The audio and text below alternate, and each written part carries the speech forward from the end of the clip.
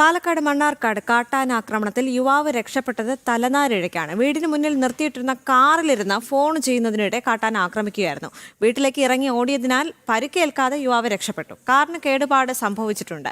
അരുൺ ആലത്തൂർ ചേരുന്നുണ്ട് കൂടുതൽ വിവരങ്ങളുമായി. അരുൺ, ദൃശ്യങ്ങളിൽ നിന്ന് വ്യക്തമാണ് കാട്ടാനയുടെ ആക്രമണം. കഴിഞ്ഞ ദിവസം പുലിഭീതിയിൽ അട്ടപ്പാടിയിലെ GLP സ്കൂളിലടക്കം ഇന്ന് അവധി നൽകേണ്ട ഒരു സാഹചര്യം ഉണ്ടായിരുന്നല്ലോ. കാരണം വന്യമൃഗശല്യം പാലക്കാട് രൂക്ഷമാകുന്നതിന്റെ ഏറ്റവും പുതിയ ഉദാഹരണം.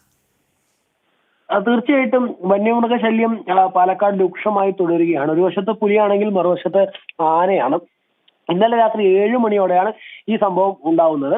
പാലക്കാട് മണ്ണാർക്കാട് ആനമൂലിയിലാണ് വീടിന് മുന്നിൽ നിർത്തിയിട്ടിരുന്ന കാറ് കൊമ്പൻ തകർത്തത്. കാറിലുണ്ടായിരുന്ന തനീഷ് തലനാരിഴയ്ക്കാണ് രക്ഷപ്പെട്ടത്. ഈ രാത്രി 7 മണി ആ സമയത്ത് തനീഷ് നിർത്തിയിട്ടിരുന്ന കാറിലിരുന്ന് ഫോൺ ചെയ്യുകയായിരുന്നു. ഇതിനിടെ ഈ കാട്ടാന വീടിനുള്ളിലേക്ക് കയറി വരികയും ആക്രമിക്കുകയുമായിരുന്നു.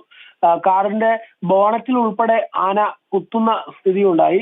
പെട്ടെന്ന് തന്നെ ഈ യുവാവ് ഇറങ്ങി ഓടിയത് കൊണ്ട് തന്നെ പരിക്കേൽക്കാതെ അത്ഭുതകരമായി രക്ഷപ്പെടുന്ന സ്ഥിതിയായിരുന്നു. ഏതായാലും സ്വന്തം വീട്ടിൽ പോലും സൗകര്യമായി ജീവിക്കാൻ കഴിയാത്ത സ്ഥിതിയിലായിരിക്കുകയാണ് പ്രദേശത്തെ ജനങ്ങൾ എന്നുള്ളതാണ് പ്രധാനമായും അവർ പറയുന്നത്. കാരണം സ്വന്തം വീട്ടിന് മുന്നിൽ നിർത്തിയിട്ടിരുന്ന കാറ്, ആ കാറിൽ ഇരുന്ന് ഫോൺ ചെയ്യുന്ന സമയത്ത് പോലും കാട്ടാന വന്ന് ഇങ്ങനെ ആക്രമിക്കുന്ന ഒരു സ്ഥിതിയിലേക്ക് എത്തിയിരിക്കുന്നു എന്നുള്ളതാണ് പ്രധാനമായിട്ടും ഈ ആനമൂലിയിലെ ആളുകൾ പറയുന്നത്. ഏതായാലും അട്ടപ്പാടിയിൽ തന്നെ നേരത്തെ പറഞ്ഞ പോലെ പുലി ഉൾപ്പെടെ വലിയ രീതിയിൽ ശല്യം തുടരുന്നു. സ്കൂളിന് അവധി നൽകേണ്ട സ്ഥിതി വരെ ഉണ്ടായിരിക്കുന്നു ഒരു വശത്ത്.